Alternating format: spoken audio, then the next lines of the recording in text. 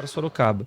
Aí eu fui trabalhar no ramo de automóveis, como office boy, fui observando os vendedores lá. Era bom? Era os vendedores bons, e eu peguei o jeito, um momento, um sábado, lotado as lojas. Ali é uma rua, a Rua 7 de Setembro é uma rua muito movimentada, as pessoas ela é só loja de carros, então o pessoal vai ali para comprar.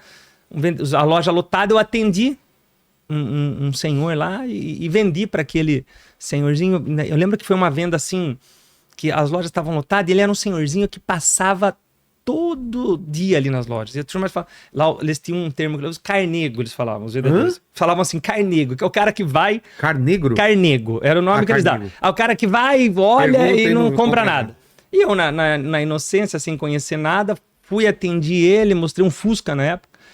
Falei, tem esse Fusquinha aqui. Ele falou, não, vou voltar a comprar. Eu fiquei todo feliz, falei pro dono lá, vendi um carro aqui, o cara vai tal. Mas o cara falou, esse cara aí...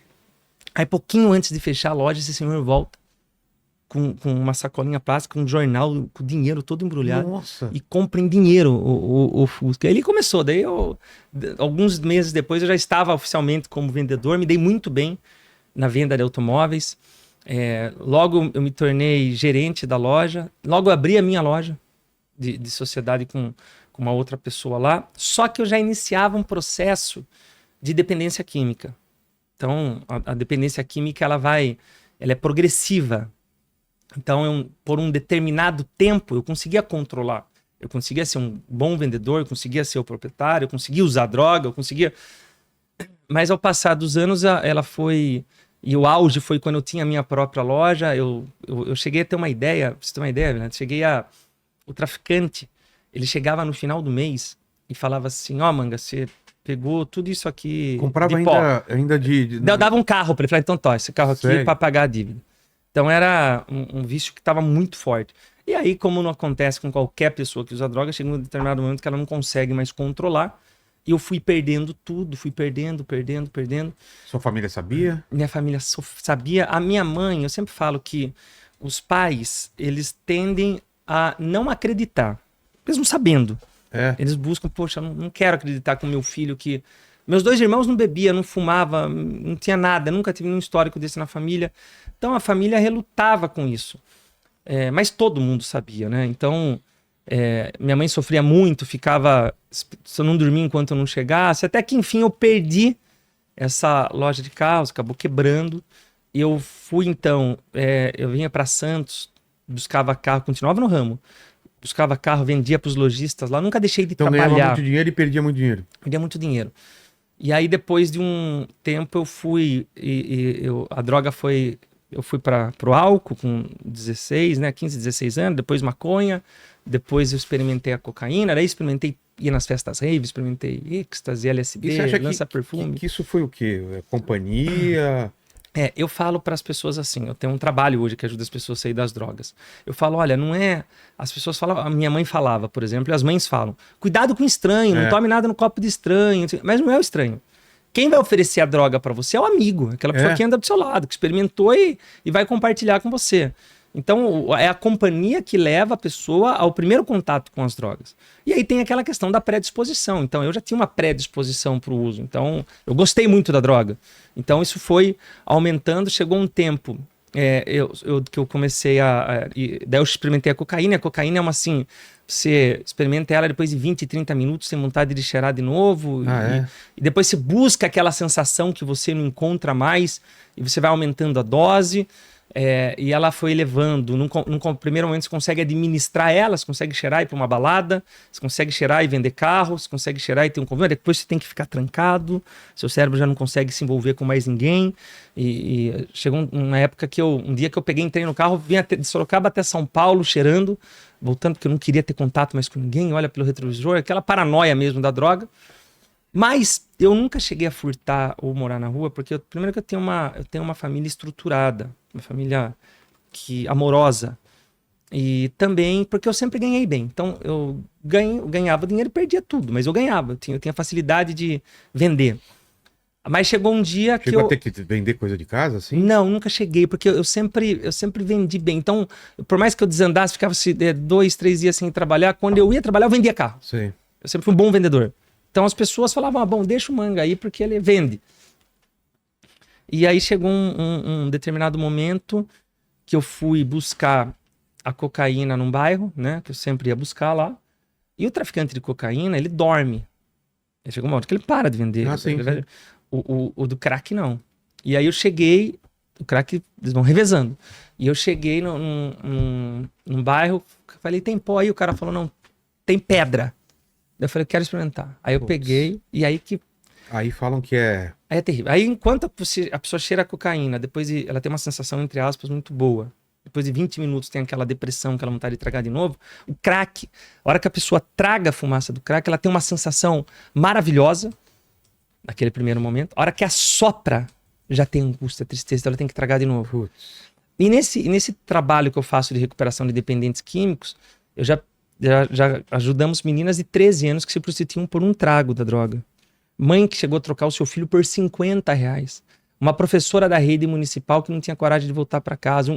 Um metalúrgico que trabalhava no grupo Schaeffer, que vendeu a bicicleta que ele tinha acabado de dar para o filho dele de Natal. Então, assim, você vê que são pessoas que têm uma história, mas que a dependência química fez elas perderem o sentido de tudo. Aí vem a culpa junto, né? E aí começou meu fundo do poço, eu já não me aguentava mais naquela vida. E eu sempre falo, né, que o dependente químico, na sua grande maioria, eles não querem ficar nas drogas. Eu conheço pessoas que vão chorando usar drogas, porque sabe que toma um gole de cerveja, que gera uma vontade da pessoa usar droga depois. O dependente químico não pode beber.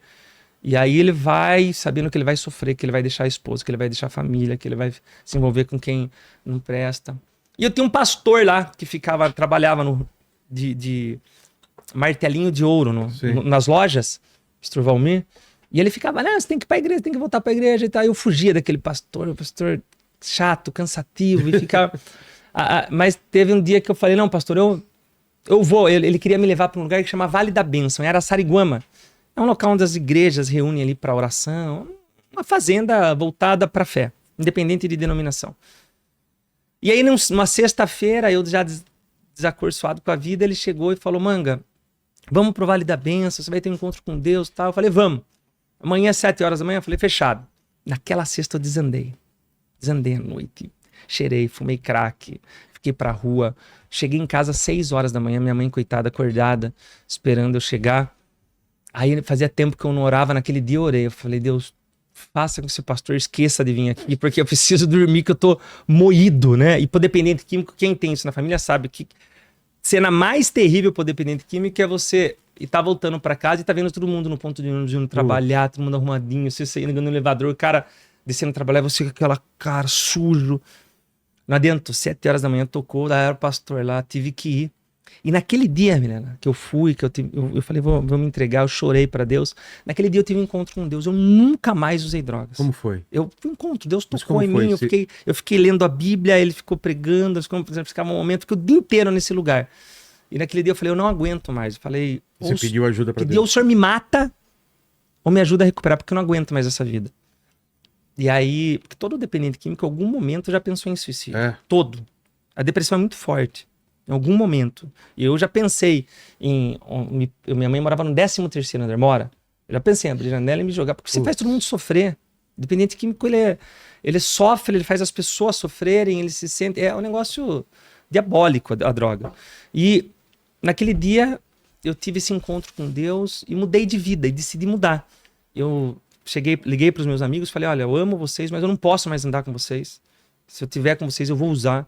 Eu fui para uma igreja e eu ficava ali, eu falava, agora eu preciso arrumar uma esposa. Eu ficava olhando, eu lembro que eu olhava, ai, que mulher bonita, pouco eu era casada. Eu falava, ai meu Deus, vou esperar Deus preparar alguém para mim. Eu só saía com casais da igreja. Falava, onde vocês vão ter? Vai ter encontro de casais? Vamos, então vou na sua casa e come pizza. Eu só reunia, eu me afastei das amizades. 3 meses depois, eu fui fazer um curso de marketing. E aí eu conheci a minha esposa, nós dois chegamos atrasados. Mas essa abstinência, você foi levando tranquilo? Fui levando. Eu parei com tudo. Eu nunca mais bebi, usei droga. Eu fumava 3 maços de Marlboro por dia. Parei de fumar. Cara. É um sacrifício, é um esforço. Consegui, assim, sem ir para uma clínica, né?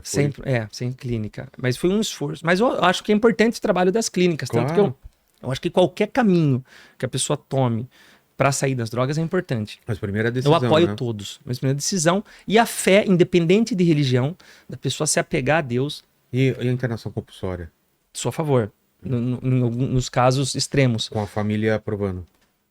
Com a família aprovar. A família sempre vai aprovar, porque aquele cara que tá na Cracolândia, aqui em São Paulo, por exemplo, esse caso dessa mãe que trocou o filho. Essa mulher perdeu a noção do que é ser. Que maior amor que existe entre a mãe e um filho. E ela trocar o filho dela por R$50 para consumir o crack. Então essa mulher, ela ir para uma internação compulsória ou involuntária, ficar ali 60 dias até que ela caia a ficha e fale, olha, agora olha o que eu fiz, sabe? O que eu tô fazendo aqui. A pessoa não tem mais controle. Né? Então, daí sim ela aceitar ajuda. E para se manter, estar apegada a Deus, então eu sou a favor. Hoje a política pública nacional, ela é contrária à internação involuntária. Mas eu acho que nós temos que trabalhar para que seja favorável, pelo menos num período de desintoxicação, para que a pessoa possa se libertar das drogas. E aí eu conheci a minha esposa nesse curso de marketing, nós chegamos atrasados, eu já estava pedindo para Deus preparar uma esposa para mim e tal. E aí eu fiz o curso e eu falei, é ela. Eu falei, se for ela, falando eu com Deus, sentei do lado dela, falei, se for ela é que vai falar de Jesus comigo. Aí acabou, teve o horário do almoço, tinha um intervalo, e fizemos grupos para almoçar. Eu falei, eu tô com meu carro aí e tal. Ela entrou no carro junto com os amigos. Daí ela pegou um DVD, um CD, não lembro. Falou assim, olha, quem que é da igreja aqui? Eu falei, sou eu. Aí eu já falei, esse é o sinal. 1 ano depois eu casei com ela. E a minha vida fez assim, depois que eu parei com as drogas. Porque, como eu disse, eu sempre tive um talento para vender. Mas eu não tinha essa... Eu vivia... todo dependente químico, geralmente, o cara que usa drogas, pode observar isso, o cara é talentoso. O cara, e ele fica melhor ainda, porque ele consegue conversar, o cara, ele para pegar dinheiro, ele cria história que quebrou carro, que morreu não sei quem. Ele tem um poder de persuasão muito importante. Quando isso é focado, é canalizado no bem, ele consegue se destacar. E aí eu comecei a bombar no ramo de automóveis mais ainda. Começamos esse programa de televisão, que era um programa que entrava meio-dia de varejo, de venda de automóveis no SBT. Comecei a fazer de uma maneira diferente, uma comunicação diferente, de raspar o cabelo. Eu levava a turma passear de avião. Depois nós fomos para a grade comercial normal da Globo, da Record, do SBT, e foi trazendo uma visibilidade maior. Comecei um trabalho na igreja, de ajudar as pessoas a sair das drogas. Então comecei a fazer parcerias com clínicas, centros terapêuticos, fazer visitas nas casas das pessoas que tinham ali dependente de álcool e drogas e convencer, mostrar o meu testemunho, aquilo que Deus havia feito. Uma coisa é você falar de algo que você leu, outra coisa é você falar de algo que você viveu. Claro. E aí virou o contrário. Né? Antes falava assim, poxa, o Manga tá andando com o Manga, tá no mau caminho. Meu filho tá com ele, era sinal de perigo. Depois que tinha alguém com um filho com as drogas, falava assim, não, procura o Manga que ele vai saber te ajudar. E criou uma força muito grande e, em 2012, a igreja entendeu que poderia eleger um vereador que tinha força para isso. E por eu ser do comércio, por ser trabalho na televisão, por ter esse trabalho social, então me lançaram um candidato, fui eleito em 2012, com essa bandeira da dependência química, com 4.778 votos. Foi o 6º vereador mais votado da cidade na época, já na primeira eleição.